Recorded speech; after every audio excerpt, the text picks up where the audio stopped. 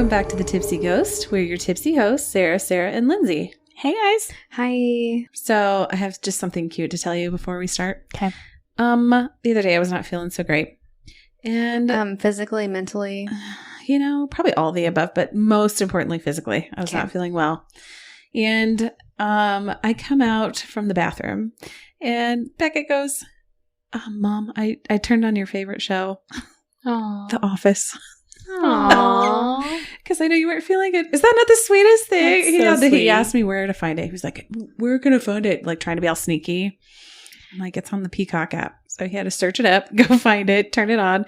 As soon as I walk out, he hits play and he's all proud of himself. Aww. He's like the best boyfriend. Is that not the sweetest thing? Yeah. That is cute. And then on top of that, he pretended to enjoy the entire first episode. The first episode's epic. It is. It's good, but a lot of it was like way over his head. I hope so. Yes. Yeah. I started cracking up when Dwight says, tit for tit. And he looks at me and he's like, why is that funny? And I was like, well, it's a saying. It's a tit for tat, but it's funnier when you say tit for tit. He's like, okay. So anyhow, it wasn't as funny because you had to explain all the jokes, but it was still really sweet. I thought that was precious. It's adorable. It's okay.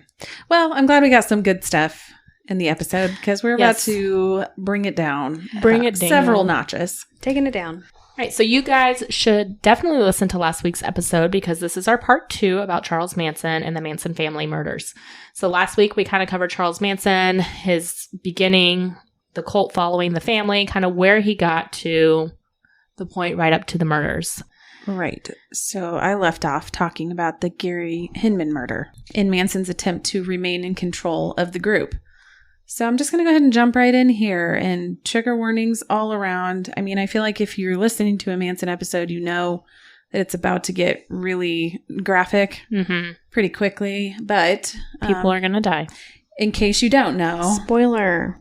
Yes. Sorry. It's not. Is it a spoiler when it happened in the 60s? Yeah. Okay. It is. Just because people take a while to come around to things doesn't mean that they don't deserve spoiler alerts. Okay. Maybe they were just born and they haven't heard it yet. Yeah. Lindsay's going to give us an overview really quick of some important key players. Yeah. Step 1, Charles Manson. Charles Manson is number 1. Unfortunately. All right. So key members of his family, Charles Tex Watson. And he is Tex because he is from Texas. True statement. Bobby Bousselet. You nailed it. Thank you. Mary Brunner. Susan Atkins. Linda Kasabian. Patricia Krenwinkel. Leslie Van Houten. And Lynette Fromm, who goes by Squeaky. The Squeaks. Woo! All right. Those are people you need to know for this episode. And they are all family members of Manson's cult. Yeah, and she goes into a little bit more detail about each of them in part 1. So if you're curious, go back and check it out. All right, so Manson, he approached Tex Watson and convinced him that he was the reason that Manson had to shoot Lots of Papa. Remember Lots of Papa? Lots of Papa had Lots of Papa.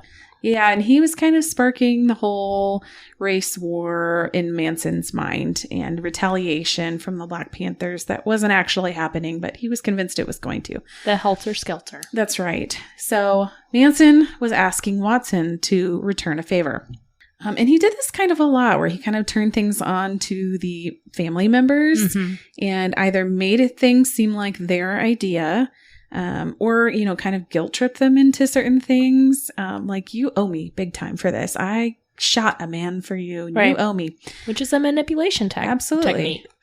And mind control. And he talked about whatever his weird words for mind control was. Mystical mind control. Oh my God, mystical manipulation. Mystical manipulation. I knew it was 2 M's. So the first target that Manson had in mind was tied to Terry Melcher. And he is a person we talked about a little bit in the first episode as well. But Terry was a music producer. And Manson, he had tried several times to get a music contract with Melcher. But Terry was not having it. And he basically just cut him off and was like, absolutely not. So this totally enraged Manson. And he was definitely holding a grudge against him. Manson knew that Melcher used to own the property at 10050 Cielo Drive in Los Angeles. And although he didn't live there anymore, Manson knew that somebody rich and famous had to be at the house. And again, that was his target this time around. It had to be somebody rich and famous to get the attention of the police.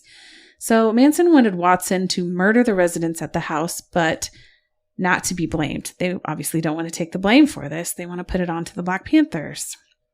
So he managed to convince Watson that this was his idea by asking leading questions such as, don't you want to go to 10050 Cielo Drive?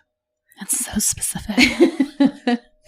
Well, it worked because he was like, I absolutely do. Absolutely. And this is my idea only that I've come up with. So there you go. That's how that all got started. So Manson chose 3 women to go with Watson to the house. It was Susan Atkins, Linda Kasabian, and Patricia Krenwinkel. All 4 of them. So Manson was actually not in the car there. He just gave them the idea to go to this house and instructed them on what to do. All 4 of the family members drove to the house on Cielo Drive on August 8th of 1969. And the women actually didn't know why they were going to the house. Watson was the only one who knew what was going on. So the person living at the house was Sharon Tate. She was an American actress and married to Roman Polanski. And at this time in August of 1969, she was 8 months pregnant with her first child. And Roman was away filming a movie. So she had a few friends come stay the night with her, which was pretty common for her to do.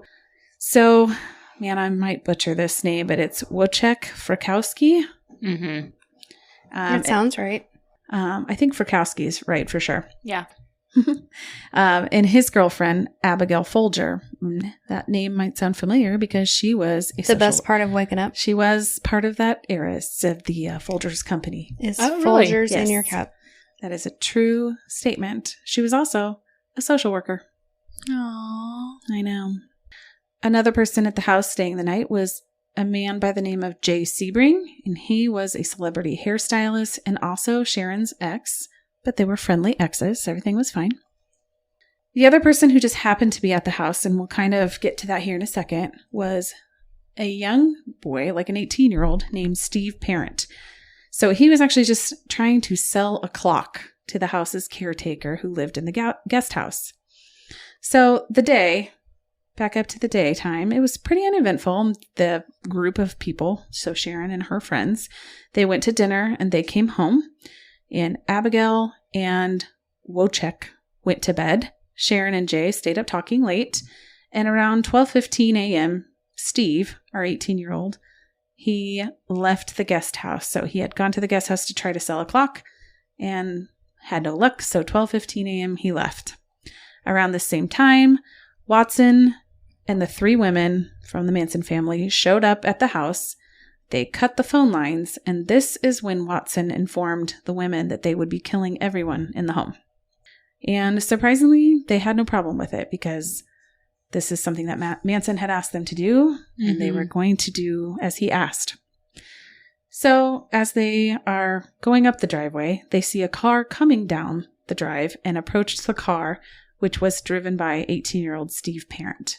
Steve rolled down the window and begged them not to shoot him, but Watson shot Steve 4 times, and Steve died instantly.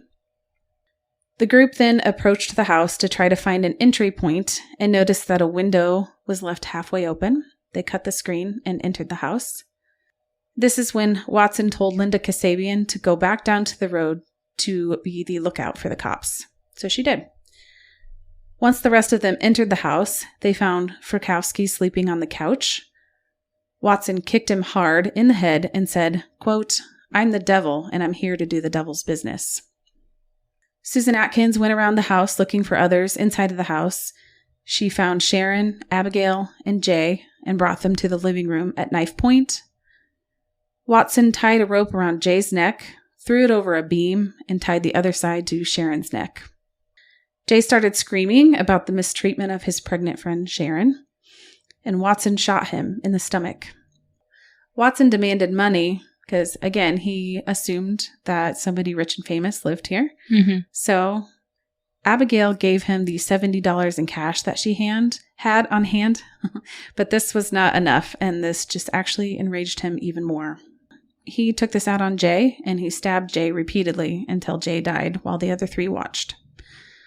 Frykowski was able to free his hands and attempted to make his way to the door, but remember that he probably had a concussion from being kicked in the head, so he wasn't moving super fast. And Susan Atkins was able to catch up with him and stabbed him repeatedly in the legs. Watson then chased after him out the front door and stabbed him repeatedly in the front yard.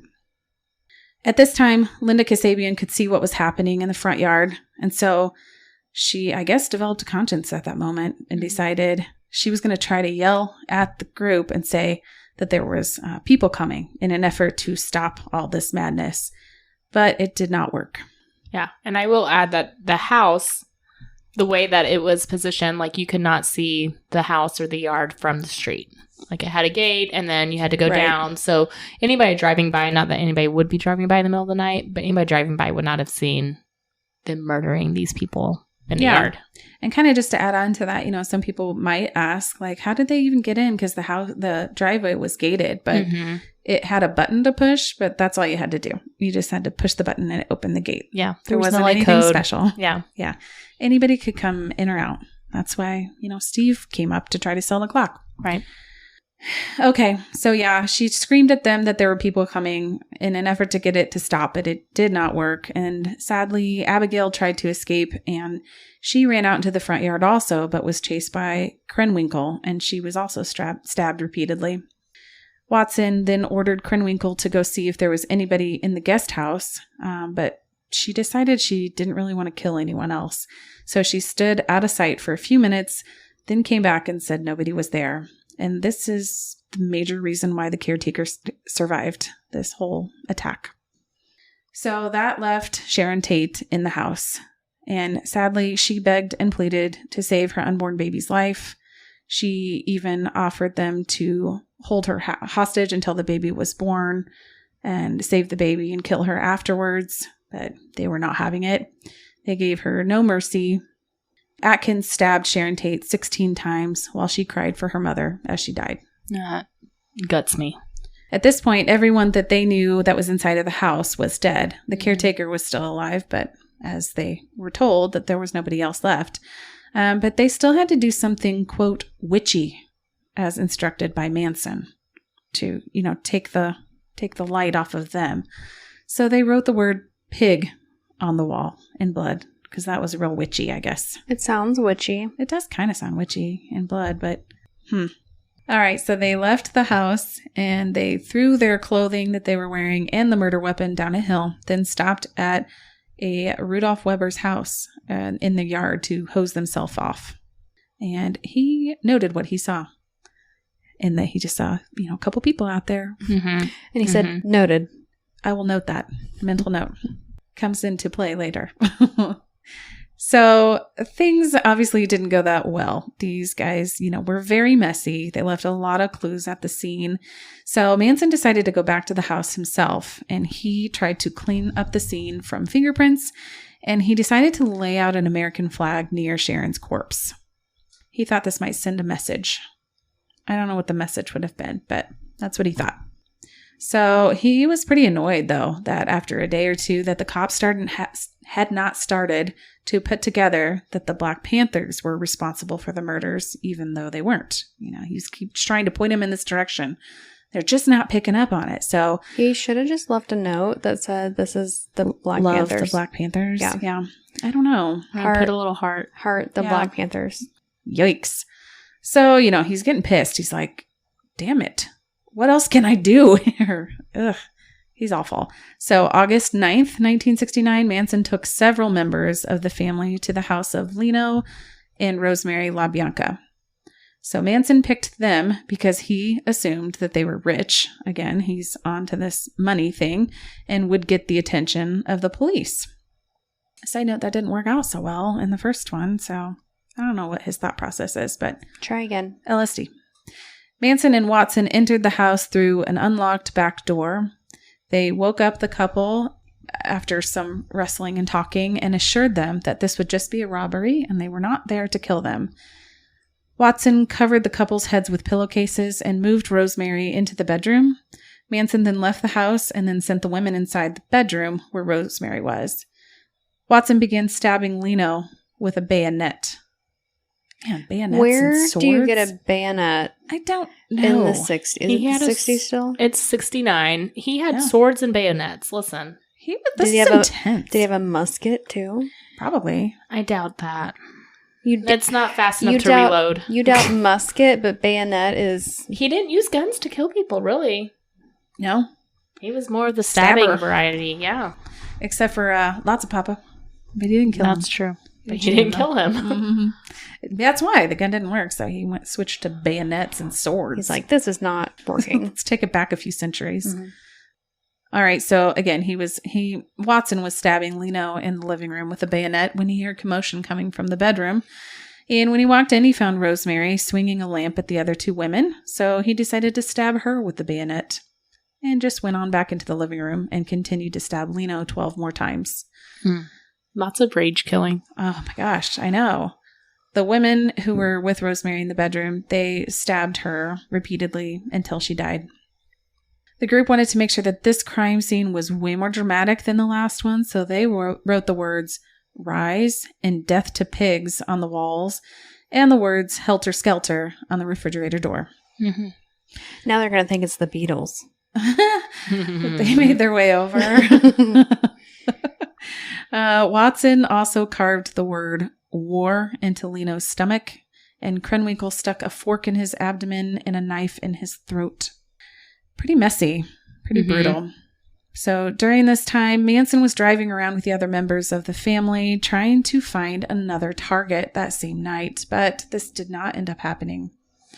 So this was the end, or so they know, of their killing spree. So just a few possible motives, and one we've talked about several times, and the main one is the thought of Helter Skelter. And that is the thought about this race war and the uprising of African Americans. And Lindsay talked about it in good detail in episode 1. The other theory is that of a copycat. So some say that the Tate and LaBianca murders were copycat murders of Gary Hinman, with the goal of distracting police to also get Bobby Beausoleil out of jail. All Bobby. Bobby must be really important to them. Must have been. You know, it's interesting. And they wanted him out of jail because they didn't want him to talk. So what, they kill more people? How does this make it make sense? But they also, obviously are posting Beatles lyrics at every crime scene. So it's like you're connecting the Beatles? them. Yeah. Well, you're connecting them. You're showing that these crimes are connected. Well, and the last one, which actually probably is an option, is drugs. And a lot of people say that Jay Sebring and Frykowski, we're just going to go with that. They were dealing drugs and thought that maybe there was a drug deal gone wrong with Charles Watson and Manson. Yeah. All right. So obviously the murders make national news pretty much right away, especially because Sharon Tate is married to Roman Polanski and they are both very famous. So this goes viral. The housekeeper, Winifred Chapman, she was actually the one to discover the bodies. She arrived for work the next morning at about 8 a.m. And I am going to take a quick pause to say that I got a lot of this information from Helter Skelter, the true story of the Manson murders. It is a book that is written, I have not finished it because it is thick, but it is written by Vincent Bugliosi. I totally butchered that name because of the moonshine. Bugliosi? Because of the moonshine. I was we just ingested a moonshine. And it's already making my tongue dance a little dance. These are words I've not heard you say. Sarah was tripping too. Tripping? Did you drop some acid in that banana moonshine? I like it. Lindsay's never said any of those words. Tripping? I know. Anyways. Yes, I'm not tripping for anybody else out there. I'm not on LSD. All right. He is the prosecuting attorney for the case, so it is a very informative book. Okay. Winifred Chapman, so she arrives on the scene and immediately sees some cars that she doesn't recognize, and then she sees the two bodies, obviously, on the front lawn. It's just, even reading it years later, the first police who responded were not homicide detectives. They were just close and responded, and they talk about just how they couldn't even recognize these people and how gruesome it was. And the first person who came, who did identify them, basically who was a friend of them, identified all their bodies and then like went and was like vomiting in the street because he was so horrified. And Winifred Chapman, the housekeeper, she was able to identify some of them, but they said she was so hysterical she actually had to go to the hospital to be sedated. Oh. So very tragic. She discovered the murder scene, discovered the bodies, immediately goes out and starts yelling for neighbors to call the police, went to a next door neighbor's house and had them call police. So the first victim, like you said, was Stephen Parent. He was visiting the guest house, William Garrettson. He was staying in the guest house at the time. He was visiting him and had been literally leaving in his car when they arrived. So just horrible timing there. William Garrettson, he was living in the guest house at the time, and he was initially held as a suspect. So the house was owned by Rudy Altabelli, and he was renting it out. William Garrettson was living in the guest house, kind of taking care of the property while Sharon Tate and her friends were staying there. So William Garrettson, they discover him. The police get there. There's 3 cops. They discover him in the guest house, and he denies knowing that anything had happened. He said he didn't see anything. He didn't hear anything the entire night. So they immediately take him in because obviously this is suspicious. Right, but to be fair, they said you could not hear gunshots from the guest house or even inside the house because nobody was disturbed. Yes. So they did say that. And really the only person who was shot was Steve Parent. Mm-hmm. Everyone else was stabbed. But there were reports as well from different neighbors who reported hearing 3 or 4 gunshots, but then silence. And then there was also reports of there was like some Girl Scout or Boy Scout camping that was going on. And one of the chaperones was staying up all night to make sure everything was okay and heard the gunshots as well and even drove around but didn't see anything. So other people reported hearing these gunshots, but then William Garrettson, who's in the guest house, says he doesn't hear anything. Mm-hmm. So anyways, they take him in. He was released from custody on August 11th, a couple days later, because he did pass a polygraph. And when they were talking, about neighbors hearing things, one neighbor also reported that she heard a scream. I mean, who knows? Yeah. Some of this, because this was such a widely publicized case, maybe they said that later to get some media attention. Maybe they actually did. It's just kind of one of those inconsistencies between what William says happened and what other people report. Mm-hmm. But decades later, William Garrettson was interviewed, and he stated that he had heard and seen some things that night, as police had initially suspected. Why he lied about it, why he hid it, maybe because he was afraid that they would pin it on him. I don't know. Sure. He died in August 2016, so I don't think we'll ever really know. So the La Bianca crime scene. So that was discovered at 10:30 p.m. on August 10th, so about 19 hours after the murder was committed. 15-year-old Frank Struthers, he was Rosemary's son. From a prior marriage, he returned from a camping trip and thought it was odd that the shades in the windows were all drawn. So he called his sister and her boyfriend, and together they found Leno's body. And they called the police, and the police found their mother's body. So kind of a little bit bright side there that they did not have to discover their own mother's body. But still very sad that a 15-year-old found his stepfather's body. Yeah, that was rough. Yeah. So 2 days later, on August 12th, LAPD told the press that it had ruled out any connection between the Tate and the La Bianca murders. A few days later, on August 16th, the sheriff's office decides to raid Spawn Ranch, which, if you remember from our first episode, this is where the Manson family is living. They arrested Manson and 25 others on totally unrelated charges because they thought that they were involved in an auto theft ring.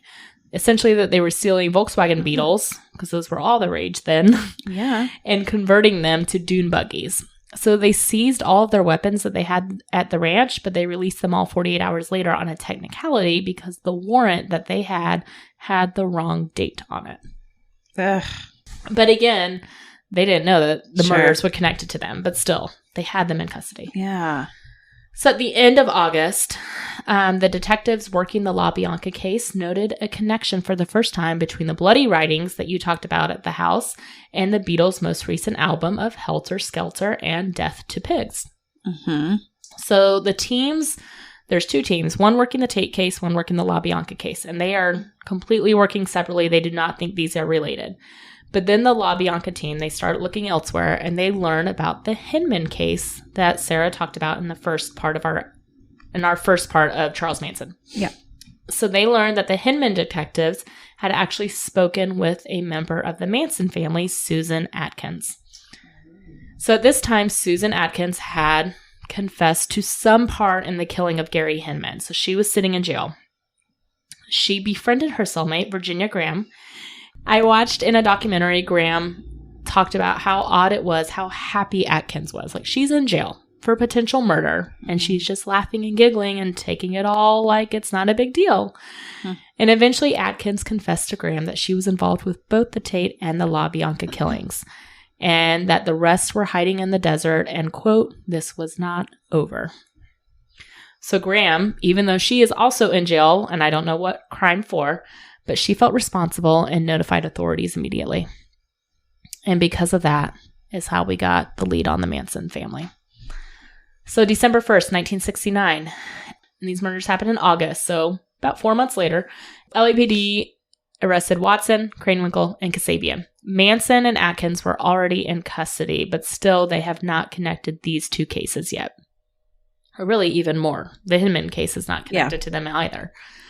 So the gun that was used in the Tate murders was recovered on September 1st, but it was not until December that LAPD finally connected the murders via the ballistics test. Don't ask me why it took 3 months for them to run the ballistics test on that gun. I mean, I don't know how fast things were moving in the 70s. Right. I don't know. But you would think with a case that was national news, they would be working really hard on it. And then this also kind of blows my mind. A television crew found the bloody clothing that had been discarded by the Tate killers. Yeah. The knives were never actually recovered, except for one that was found in the cushion of a chair in the Tate living room, which was Susan Atkins' knife. A television crew found the bloody clothing. Yeah, I remember reading, too, that maybe it was Susan that had lost her knife while she was in there. Susan lost her knife. And so she went down and got Linda Kasabian's from her because she was like, you're not going to need it. You're on the lookout. Yep. And there it was. It was in the couch cushion. That is the only knife that they were able to find. Huh. All right, so the trial began on June 15th of 1970. Who is on trial here? Obviously, Charles Manson is on trial. Atkins is on trial, and Kranewinkel as well. Tex, we're going to get to him later. But the prosecution's main witness was Linda Kasabian, because she indicted pretty much all of them. So she was granted immunity in exchange for her testimony since she did not actively participate in the killings. She was the lookout, if you remember from Sarah's story. So she testified for days, recalling the murders in graphic detail. And then, essentially, once the case was over, went into hiding for the next 40 years and was not heard from. Wow. Which, honestly, when I get to kind of the later part of this, I would too. Yeah. Manson and the two women are on trial for 7 counts of murder each and 1 of conspiracy. So Manson is still controlling the girls throughout this entire trial. Every day they would meet and he would give them instructions and tell them how to act in court, and they would remain completely obedient to him. They would giggle and laugh throughout their interviews, and they seemed completely out of touch with reality. It also said that they were still able to take LSD while they were in jail. This was a very, very, very long trial. Yeah. The rest of the family hung out outside of the court, and for the entire 10 months that this was on trial, they kept a vigil and waited for Manson to be released. And you can watch video of them being interviewed, and Squeaky was pretty much the spokesperson for the family at the time, and she's been interviewed, and you can watch videos of her where she's like, we're just waiting for him to get released. We know he's going to be released. Like, totally believing, I don't know if I would say in his innocence, but like totally believing that he would be released. Like everything's justified, and so he's going to be able to go. Like they all just seemed completely out of touch with reality. So I did say there was only 2 women at first, but Atkins and Kranewinkel, they were charged with 7 counts of murder and 1 of conspiracy each. But Van Houten was also on trial, and she had only participated in the La Bianca killings, so she only had 2 counts of murder and 1 of conspiracy. So she was not charged in the Tate murders. But they were all tried basically together. This was all one trial. So originally, Manson was acting as his own attorney, which we all know works out very well always. Especially when you are tripping on LSD. Yes. But you know, that is his constitutional right. So the judge was granting it to him. Sure. But then he began to have, quote, outlandish and nonsensical conduct, weird, end quote. and would file bizarre motions. He violated a gag order. And so the judge was like, we're done here. We're done. Listen, if you can't follow the rules, you can't be your own attorney. So he actually filed an affidavit of prejudice against the judge. And that judge was actually replaced by another judge that was Judge Charles Older. So he got the judge fired. Oh, God. All right. So July 24th is the first day of testimony. Manson shows up and he has an X carved into his forehead, right between his eyebrows. And if you have ever seen a picture of Manson, which I'm sure you have, this is probably what you remember. So he issued a statement that he was, quote, considered inadequate and incompetent to speak or defend himself and had X'd himself from the establishment. I'm going to put that because that's kind of like the implied world. Okay. So he was pissed that they wouldn't let him defend himself. So he's like, I'm going to X myself out. Go for it. The females soon did the same thing to their foreheads, as most of the family members waiting outside did as well. Later, he did transform this X into a swastika tattoo that he had until the day that he died. All right, so prosecution argued the triggering of Helter Skelter as the main motive, and they talked about this race war frequently. So they said that there were several references around the crime scenes and Manson's predictions of his end times. Defendants, though, argued that the writing in blood on walls was to copy the Hinman murder, and it was not because of Helter Skelter or the race war. Which they totally didn't do. Yeah, they totally didn't do. Wasn't them. And, like, it wasn't just Helter Skelter. The Beatles also had a song called Piggies, where it talks about that there's lots of piggies living piggy lives. You can see them out for dinner with their piggy wives, clutching forks and knives to eat their bacon. That is the literal lyric. Oh, Beatles. I mean, And they had their trip to LSD. Yes. The prosecution pointed out that Lino LaBianca was left with a knife in his throat and a fork in his stomach, which, again, kind of showed a connection to the Beatles. Which they knew Manson was obsessed with, not like implicating the Beatles here. Prosecution stated that Manson told Kasabian to hide a wallet taken from the scene in a gas station bathroom near a predominantly black neighborhood, like as to frame the Black Panthers here. Man. But defense argued that the wallet was left 20 miles away in a predominantly white neighborhood instead. Who knows if she messed up? Who knows what happened there? But Manson did tell her to hide it in a black neighborhood. She just did not follow through with that. So Manson kind of made this trial into a circus, and that's putting it nicely. So like I said, family members, they hung out near the courthouse for months. The prosecution even subpoenaed them as witnesses so that way they could stay out of the courtroom, which I think is kind of a genius move. Like, hey, you're subpoenaed so you can't come into the courtroom, but you can make noise out here. Because they probably knew what would happen if they were allowed in the courtroom. Oh, God. Can you imagine? So some members outside of the family, outside carried hunting knives and they were showing them off. They were like on display, but they were all carried legally, so police could not do anything about it. Some family members also tried to persuade other witnesses from testifying. The main ones, Paul Watkins and Juan Flynn, they were both witnesses for the prosecution, and they were threatened. Watkins was badly burned in a very suspicious fire in his van. Another former family member, Barbara Hoyt, she was called to testify for the prosecution and was given a hamburger spiked with LSD by another family member. She had to be taken to the hospital as an overdose, and she thought that this was a way to silence her. August 4th, Manson gets up and he flashes the jury the LA Times front page with a headline that said, quote, Manson guilty, Nixon declares. Oh, I feel like you shouldn't do that. Yeah, you shouldn't. So obviously Nixon is president here. And so Nixon had told reporters that he believed that Manson was guilty, quote, either directly or indirectly. And of course, this makes headlines. So LA Times prints it, and then Manson flashes this newspaper saying that this is not a fair trial because the president himself has declared me guilty to the media. And the female defendants all stood up and in unison said there was no point going forward with the trial. Quote, Nixon says we are guilty, so why go on? Yeah. So the defense called for a mistrial at this point. And so Judge Older, he took each member of the jury aside and polled them basically to determine whether this influence whether this headline had influenced them. And each one of them said that they could still decide independently and that they were not influenced by the president and his headline. So Okay. they did not get a mistrial. Seems fair. But, I mean, I kind of get... I do too. I kind of get where Manson was coming from just in that case, because the president says that you're guilty. How can you have an unbiased jury?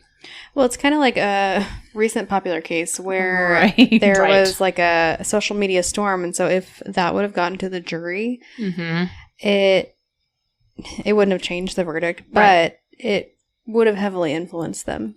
And I will say later, the jury was sequestered longer than any jury had ever been sequestered before. So chances are they had not seen that headline until he brought that into court.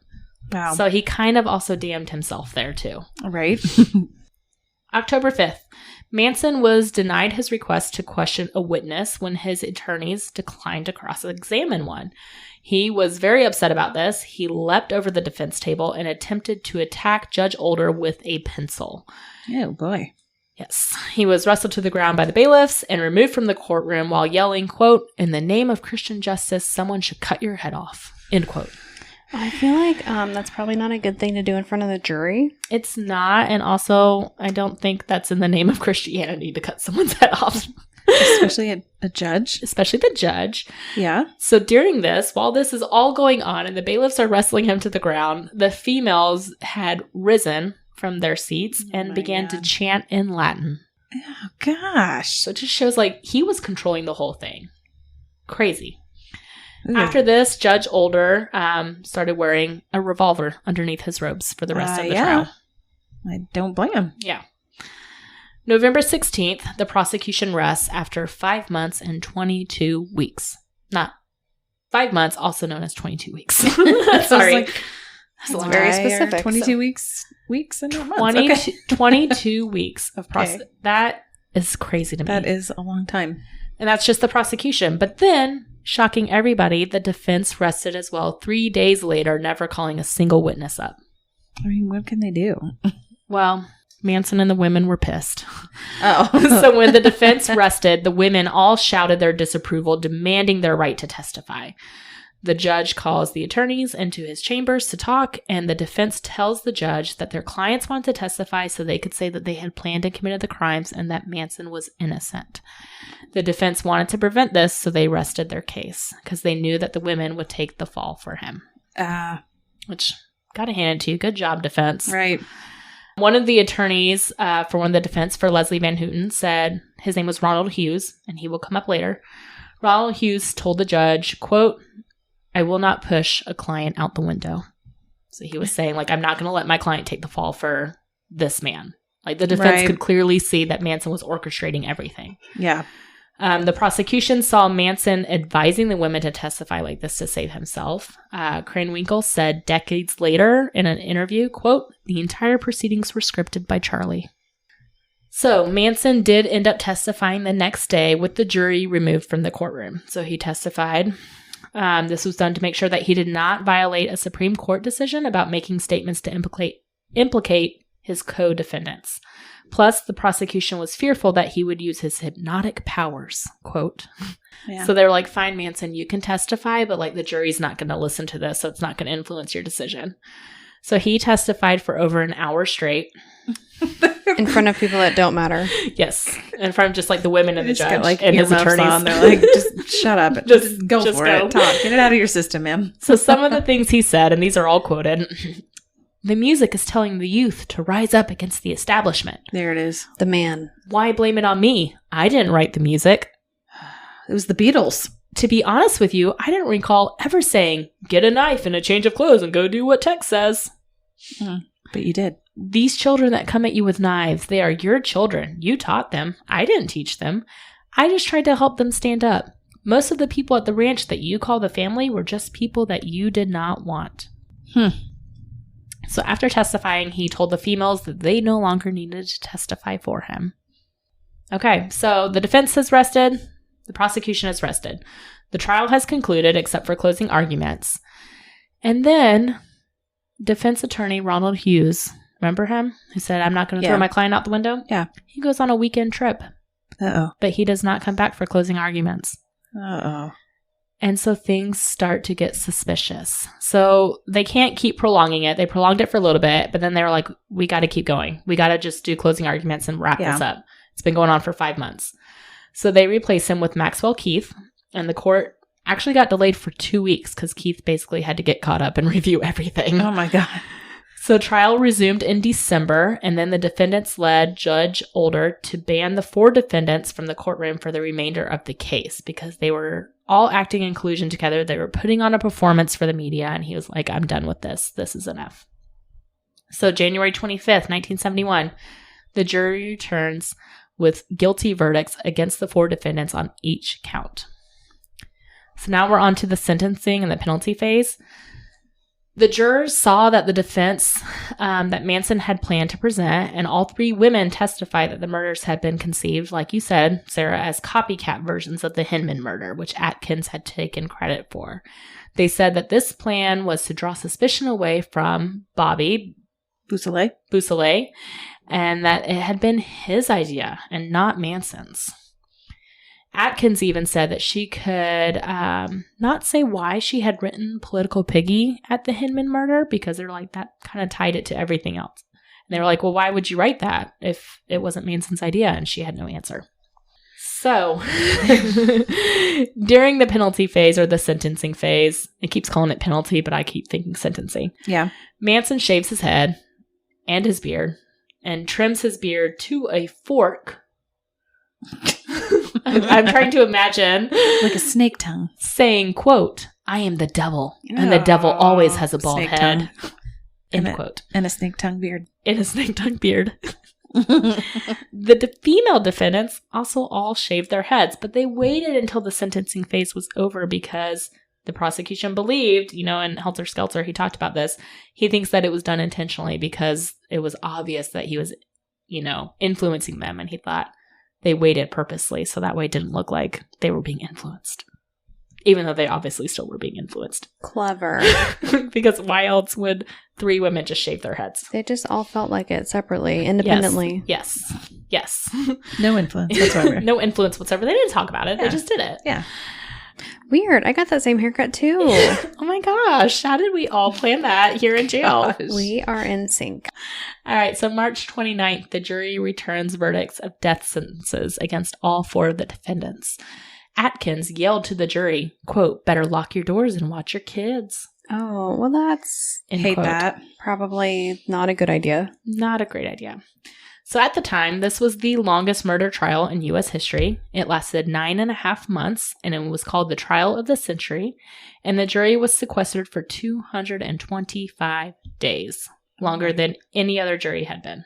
They all probably got paid $10. Oh my gosh. Like almost a year. 50 cents. Yes. Where you're not allowed to see your family, your friends. You can't watch TV. So sucky. That is crazy to me. The trial transcript, fun fact, was in 209 volumes and it's 31,716 pages long. Did you read it? I did not. I'm so sorry I did not prepare myself better. I'm so disappointed. I know. I'm disappointed as well. I couldn't even finish the 500-page Helter Skelter book before this. I'm so sorry. All right, so that was on March 29th. So April 19th, Judge Older officially sentences the 4 to death. But that same day, something suspicious happened. Ronald Hughes, the defense attorney, his body is found. Of course. Oh, no. Yeah. It was wedged between 2 boulders in Ventura County, and it was rumored that he was murdered by the family. Wow. This has never been proven because his body was so badly decomposed after this many months that they could not find a cause of death. Aww.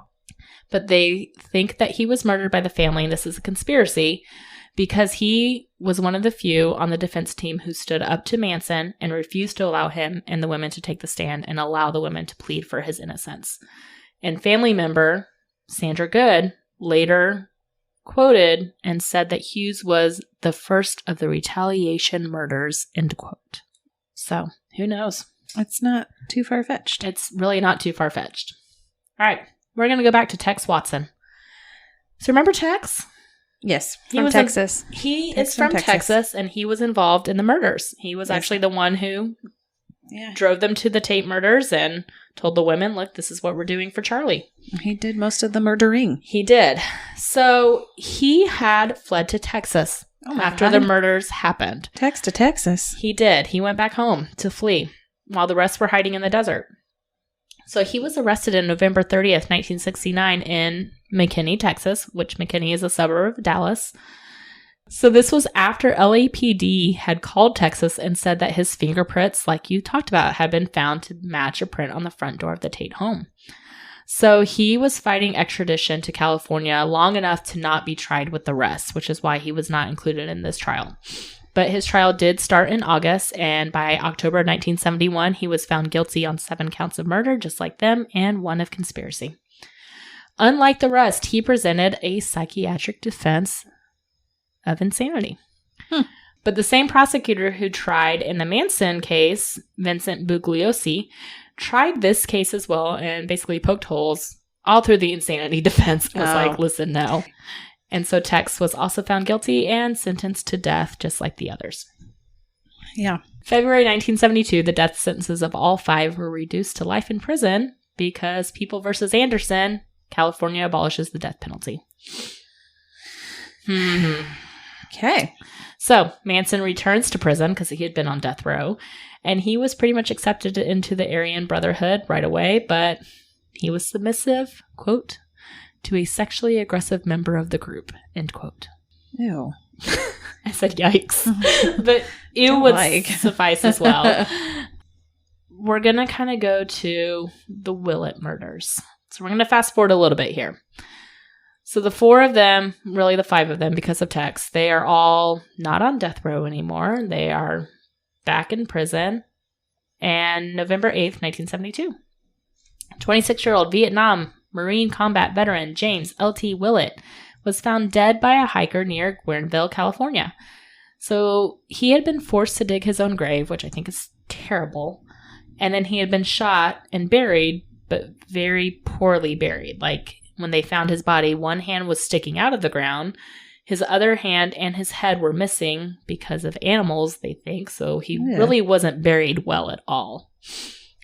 His station wagon eventually was found outside of a house where several of the family members were living, including Squeaky. Oh, Squeaks. Oh, Squeaks. So police get there. They force their way inside, and they arrested several people there. And find the body of James Willett's 19-year-old wife, Lauren, buried in the basement. And she had died pretty recently by a gunshot to the head. So they're questioning the family. They all are like, oh, it's an accident.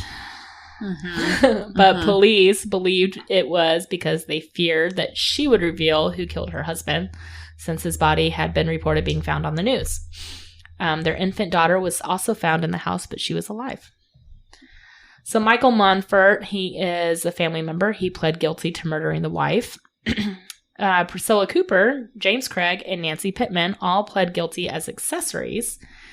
And then Michael also later pled guilty to the murder of James Willett, and James Craig, another one, had pled guilty as an accessory.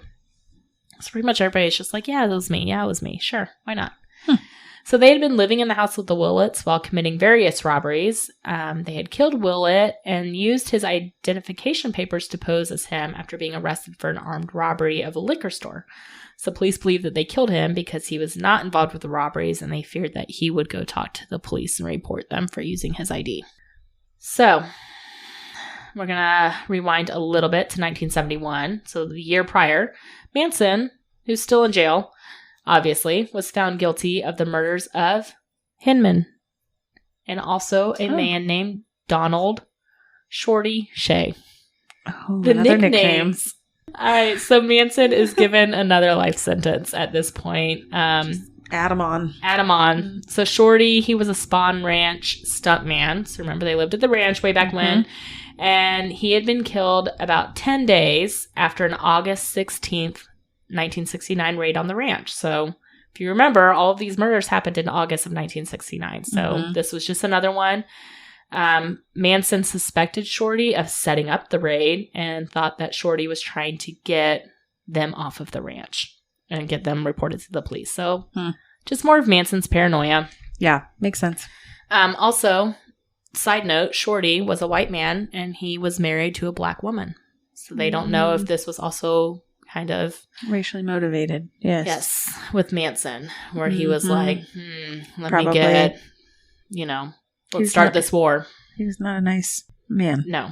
It's been speculated that Shorty might have known about the Tate and LaBianca killings too, as another motive for Manson to kill him, to silence him. Gotcha. So family members Bruce Davis and Steve Clem Krogan were also found guilty of Shorty's murder in separate trials from all of the other trials that are going on. 1977, a few years later, police find the remains of Shorty, so they didn't even have his body. But finally, one of the members, Steve Krogan, who was found guilty, he finally drew a map for the police and pinpointed the exact location of the body, and that's how they found it. Fun fact, Krogan, the one who drew a map and located the body, he was the first of the family to be paroled in 1985. So not that long, really. Yeah. Less than 20 years he did. I know that was a lot. That was a lot. But basically, there was this huge, crazy trial, and then there was all these other side murders that the family was still doing, even without Manson's influence. Jeez. All right, Boydson. Okay, I'm going to close this out. So lots of things happened. My brain is spinning. After the trial. Of the century. There's just different things, and we're just going to take it one thing at a time. Okay. So remember Squeaky Fromm? Yeah. Squeaky. The member of the Manson family that wasn't directly involved in the Tate or LaBianca murders, but still a member. She brought the Manson name back into the limelight when she attempted to assassinate President Gerald Ford in Sacramento. Oh, Squeaks. Can't do that. No, Squeaks. Bad Squeaks. Idea. In the investigations that followed, evidence came forward that Squeaky and another member of the family, Sandra Good, had conspired to send threatening communications through the U.S. mail and send death threats through interstate commerce involving corporate executives and government officials, which is a crime. You can't threaten to kill people, especially not important people, subjectively important people. Right. Like the president. Or government officials, corporate executives. So Sandra Good was sentenced to 15 years, but only served 10. Squeaky was sentenced to 15 years to life, becoming the first person sentenced under Title 18, Section 84, which made it a federal crime to attempt to assassinate the President of the United States, which I feel like is common sense, but here we are. It's an official title section. So she briefly actually escaped from prison in 1987 when she tried to reach Manson after finding out that he had testicular cancer. She was apprehended within days, didn't actually get to him, and she was then released on parole in 2009. Which is something crazy about Squeaky. I watched in one of the documentaries, she had a gun that she was aiming at, the president, but it was not even a loaded gun. And they still you just can't take those chances. Right. No, and they didn't know that obviously at the time, but they still sentence her to, for assassination. I'm like, it was an unloaded gun. I get it. Whose side are you on? I get it, but I'm just saying, I don't think she had any intent to actually kill the president because she had no bullets in the gun. Point then? I'm wondering. I have no idea. She said in the documentary that she wanted to get his attention. I think that worked. To try to get Manson out and all of this stuff. And she said, if I wanted to kill him, I could have killed him. I was right there, but I had no bullets. I think she's just crazy. And also not very smart. Yes. So Susan, Denise, Sadie Adkins, I don't know what we're going to call her, but Susan announced in 2008 that she was suffering from brain cancer. She had applied for compassionate release from prison, by which inmates may be eligible for immediate release, early release, on the grounds of, quote, particularly extraordinary or compelling circumstances which could not reasonably have been foreseen by the court at the time of sentencing. So compassionate release was denied in 2009, and she was also denied parole for the 18th time. Jeez. And she died in prison 22 days after her final parole denial. In 2008, the Associated Press reported that forensic investigators had concluded a search for human remains at the ranch. This was to follow up on rumors that the Manson family killed hitchhikers and runaways who got too close to the ranch and didn't fit in with the family. So the investigators identified 2 possible grave sites and recommended digging to find these remains. But there were some delays due to equipment failure and the fact that the county sheriff questioned their methods, but they did end up moving forward with the search for the remains. But after only 2 days of work and 4 empty dig sites, the sheriff ended the search. So Tex, our boy Tex from Texas. Yes, Tex. He commented publicly that no one was killed at their camp during the entire month and a half that he was there. He says it's fake news. Okay, Tex, I don't believe you because you killed people. I mean, do I think that Manson and the family might have been responsible for more murders? Absolutely. 100%. Definitely they were. Especially with how paranoid he was and like picking people off. But But I said he's earlier insane. that ranch was destroyed by a wildfire, so you would think that would destroy a lot of evidence. Definitely. Like burned bodies. Yeah. Also probably destroyed a lot of fluids. Yes. Definitely. I was thinking bones. But okay. Fluids, bones, the clap. Yes. And it happened in 1970. So I mean like Those things hang 2008, on. that How stuff long is does gone. the clap live outside of the body? I think 1,000,000 years. It never the clap dies. never dies. It sounds like a bad movie. The next few sections are all about Manson. So, as we touched on in the first episode, he began studying Scientology while in prison in the early 60s. When he was released in 1967, he traveled to LA to meet local Scientologists and attend several parties for movie stars involved in Scientology. He actually completed 150 hours of auditing. And I needed a reminder, so for everybody else, a reminder, this is a process whereby the auditor takes an individual through times in their current or past lives with the purpose of ridding the individual of negative influences from past events or behaviors.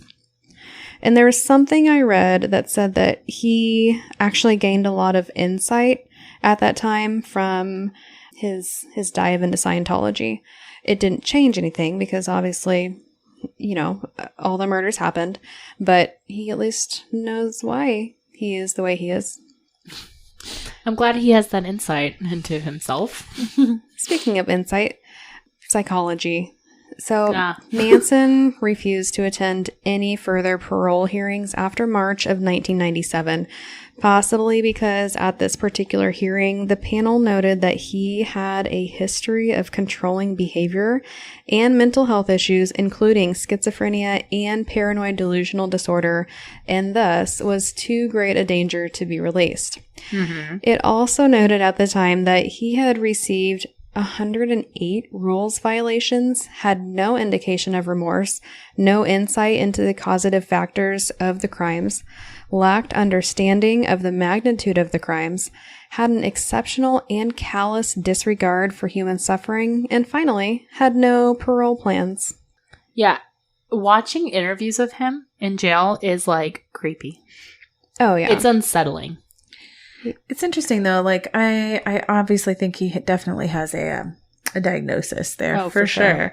But you also have to wonder how much of it was emphasized or worsened by his drug use over time. Sure. Well, I also wonder if he's putting some on for the media and like this character because he likes that, like praise. He likes that, Which we'll get to. Yes. So that attention. Not yet, but on April 11th in 2012, Manson was denied release again, and it was determined that he would not be eligible for parole until 2027, when he would be 92 years old.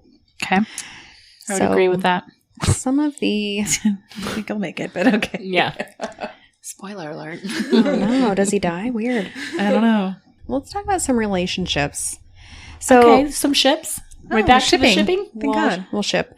So in the last episode, I talked about Manson marrying Rosalie Williams. Right. Yes. When he was Yeah. Like young. Young. He was a baby. Young. They got pregnant, but he went to prison and she met another man. Yes. Yes. I'm with you. Charles Luther. No. So different. Their son was named Charles Manson Jr. Oh, I thought there was Who a was Charles Valentine? Luther. Oh, that was the other baby. That was with Mary Brunner, the librarian. See? Oh, got it. So Charles Manson Jr. was born in 1956. He changed his name to Jay White after his mother married a man named Jack White. I would too. But he honestly continued to struggle with his connection to Manson. Yeah. He committed suicide in 93. And his son, Manson's grandson, Jason Freeman, reported he just couldn't let it go. He couldn't live it down. He couldn't live down who his father was. That's terrible. So I also talked about his second marriage to Leona or Candy Stephen, and that she had the second son, Charles Luther. Charles Luther. There it is. All right. There's really not much known about him. Some reports say that he changed his name to Jay Warner, and others believe that he might have had a daughter. A lot of people think that he has passed away by now. Yeah. Or he just did like a really good job of just staying off the grid. Yes. Mm-hmm. Yes. Which, understandable. For his sake, I hope so. And then there's his third son. I call him Valentine. Okay. I don't know. It just sounds fancier than Valentine. Okay, sorry. Valentine. Valentini. Michael Manson. Valentine or Valentine. Val. He goes by Val. Michael Val. Val. Obviously. Val's Val. Perfect. Thank you. He was born in 1968, and it's believed his mother was Mary Brunner, the first member of the Manson family. He openly speaks about his relationship with Manson. After the Tate LaBianca murders, Val went to live with his maternal grandparents in Wisconsin. And it was at this point that he changed his name to Matthew Brunner. He also has a son. And he gave an interview in 1993 stating that he feels no connection to Manson and that he considers his grandparents to be his real parents. So he's just like... I mean, he was like a year or two old. Yeah. He acknowledges that it's his blood, but also... Bye. Nope. Yeah, he didn't know Nothing to do with him. Yeah. Right. In 2009, an LA DJ named Matthew Roberts released evidence indicating that he might be Manson's biological son. His mother claimed that she was a member of the Manson family and left sometime in 1967 after allegedly being raped by Manson. After this, she returned home, discovered she was pregnant, and gave birth the next year. And she put the baby, Matthew Roberts, up for adoption. CNN actually ended up conducting a DNA test between Roberts and Manson's known biological grandson, Jason Freeman, which concluded that the two did not share DNA. Okay. Later, Roberts attempted to establish that Manson was his father through a direct DNA test, which again concluded they were not related. Dude, why are you wanting to be related? We'll get to that. Okay. In 2014, Manson was engaged to a 26-year-old Afton Elaine Burton, who he nicknamed Star, because cute. So many nicknames. He's her star. She's his star. She's his star. Yes. Yes. Or either, I guess. Yeah, so, maybe they're each other's star. Yes. Adorable. Nope. She had been visiting him in prison for at least 9 years. You do the math, or I'll do the math for you. Thank you. At the age of 26, she had been visiting him for at least 9 years. Ew, no, don't like that math. That feels icky. The number 17. I got it. Thank you. Hate it. She had maintained several websites that claimed his innocence. Where are your parents at, honey? They obtained a marriage license, but it expired before the ceremony could take place. Oh, such a shame. And it was reported that the wedding was canceled because Manson found out that she only wanted to marry him so that she and a male friend could use his corpse as a tourist attraction after his death. What? Sorry. Which is also icky. I kind of think it's funny. Is that really morbid? I mean, like he kind of deserves something like that. It's really good foresight because you acknowledge like this is a big name and people are gonna be weirdos and want to see him. I guess my next thing is if she's next of kin, if she's married and next of kin, if he dies, the body goes to her. Is that what I'm assuming? Yes. Yeah. So she spent 7 years of her life trying to get his body. Yeah, so she posts on her website, though, that the reason they didn't marry was because of logistics, that Manson had an infection and had been in the prison medical facility for nearly 2 months. Bad infection? Yeah. It still has not cleared up. It stays forever. Everywhere he goes, there's just applause after him. Keeps on giving, yeah. I think that's the herp. It's the gift that keeps on taking. But the herp is like glitter or like confetti. Or both. Yeah, it goes everywhere. Yeah. So since he was in the medical facility, he wasn't able to get visitors. So she still hoped that they could marry someday. But... And you got an STD chat from the Tipsy Ghost right here. Here you go. So on January 1st, 2017, Manson was rushed to the hospital for gastrointestinal bleeding. Oh, he got GI bleed. So at that time, sources reported that he was so weak that doctors wouldn't be able to safely operate on him for treatment. Which he's older at this point, too. He is. So he recovered-ish and returned to prison on January 6th. And then in November of that same year, he was taken back to the hospital. And on November 19th, 2017, Charles Manson died from cardiac arrest resulting from respiratory failure brought on by colon cancer. Oh, maybe that's why it was GI bleeding. I was going to say, yeah. Yep. That makes exactly right. He died at the hospital at the age of 83. Okay. Man. But that's not all. There was a fight for the body, and because, of course, there was a fight for the body. Ooh. So 3 people wanted to claim Manson's body and the estate. A man named Michael Channels enters the chat. He was Manson's pen pal and claimed to have a will from 2002, which allegedly stated that the entire estate, as well as his body, would be left to Mr. Channels. Number 2, a friend of Manson's named Ben Gurecki claimed to have a Manson will from 2017, which allegedly stated the estate and the body would go to Matthew Roberts. This is, if you remember, the LA DJ whose DNA was not a match. Okay. And then finally, there is Manson's grandson, Jason Freeman. Why doesn't his attorney have his will? A superior court in California had to decide on who gets it. There was no documentation. So I don't know the logistics. I believe it went to technical next of kin. So the California Superior Court decided in favor of Freeman in regards to the body. Okay. Yes. And he had Manson cremated in March of 2018. Here's where I think it should have gone. Okay. To science. They should have studied his body. The brain. For sure. The brain, absolutely. But now there remains the question of his estate. And I naively was like, why would this man have any money for people to want to get? But at the time of his death, Manson's estate was estimated to be worth $400,000. He wrote a book. Yeah. So here's the thing. How he got that much money is questionable because as of 1971, he would not have been legally able to profit from things like music, artwork, book royalties, media appearances, you name it, due to his crimes. You can't. I knew there was some law that said that you can't profit while you're in jail. Yeah. That being said, somehow he was able to make money, and there's still a fight over who would get it.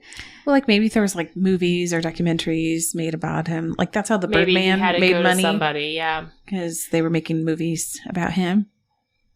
But you can't. But maybe he had the money go to somebody who put it in his estate. I don't know. I mean, it feels really not great that he was able to get this money. I agree. I hate that they sometimes can profit from this. For sure. So that being said, somehow he made the money, and there's still a fight over who gets it. And it's been a long and convoluted legal battle, mainly between the pen pal, who, just as an FYI, happens to be a memorabilia collector, conveniently, Michael Channels.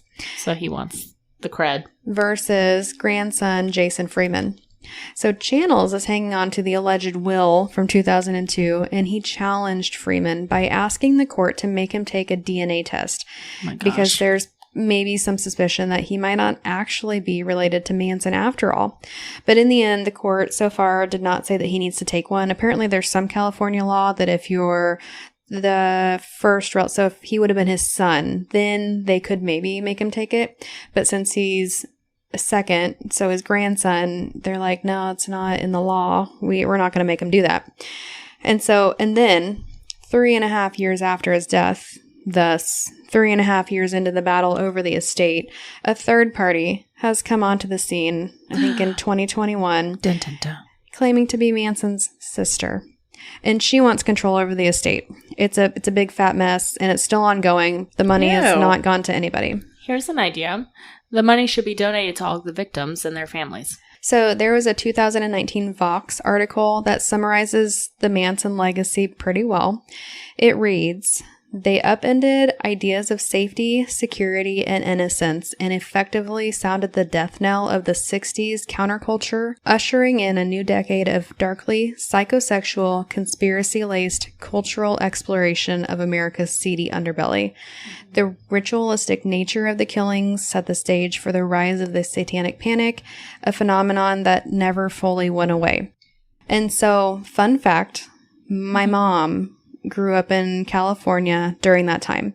Oh. And so I called her and I was like, do you remember a name called Manson? And she's like, yeah, of course I do. I was like, okay, well, tell me what you know. And she, unprompted, said that everything was great. Like, it was like free love and people were free spirited and like things were just, it was really positive and the outlook was wonderful. And then the headlines hit about these murders. And she said it was like a light switch. Like, nothing was safe anymore. Before the murders, these young people were getting together in groups and nobody really thought anything of it. Like, oh, okay, let them experiment with their drugs. But now afterwards, the idea of a cult and the idea of cult leaders and the negative things that come from it really came into the media attention and it really changed the world. So I thought it was interesting that it's not just like some idealistic view of like, oh yeah, this happened and it changed everything. It actually, that's how people's perceptions of this event, what the outlook was. So the book that Lindsay talked about, Helter Skelter, it was written about the Manson family murders by the prosecuting attorney Vincent Bugliosi. It's a bestseller and possibly the precursor to the true crime literature obsession of today. This book it's still a bestseller. It still says the number one true crime bestseller of all time. I mean, I believe it. It was an original. I think this piqued people's interest. Like, wow, this happens, and I don't know. So books and TV shows and movies and music have all been influenced by Manson and the family. His own personal music has influenced music by names like the Beach Boys, Guns N' Roses, and Marilyn Manson, just to name a few. There have been over 30 documentaries and fiction inspired by Manson, and that doesn't include like the probably hundreds of skits and stories and spin-offs on various shows and sitcoms over the year inspired by Manson and the Manson family murders. And Sarah's friend, Zach Bagans, has a connection too. He's my friend. You've met him. I've met him. We took a selfie together. Yes. I'll post it in case you guys haven't seen it. Let's stop it. Not only does his Las Vegas haunted mansion have several Manson artifacts, but in 2019, he bought the La Bianca home for a cool $1.98 million, which really jealous of this Ghost Adventures money. He originally bought it as a collector of dark history, claiming that there were reports of paranormal activity, and he had plans for a movie production that would take place at the house. But he changed his mind out of respect for the La Bianca family and said that the tragic event should ultimately rest. And he listed it again the next year in 2020 for $2.2 million. It sold in 2021 for $1.8 million. So he took a loss, but his name is forever on that house. And of course, Zach and the Ghost Adventures crew investigated the David Oman house, which was built on the site where the Sharon Tate home used to stand. Charles Manson received about 60,000 letters per year, including letters from children. Oh, so when asked why he thought children wrote to him, he is quoted as saying, "I am a child. I never grew up. I never lived in your society. I never went to school. I never had a father. I never had a mother. I raised myself." And Charles Manson is still a household name to this day, over 50 years after his conviction. He is. He's fascinating in the worst way. And I hate that his name is so well known, but also it is just so oddly fascinating. Well, it's just reinforcement to that kind of behavior. But also, you know, if you think about it, he's just this controlling misogynist that he was not very pleasant to women. And people... And he's a raging racist. I was going to say, and he's racist. Yes.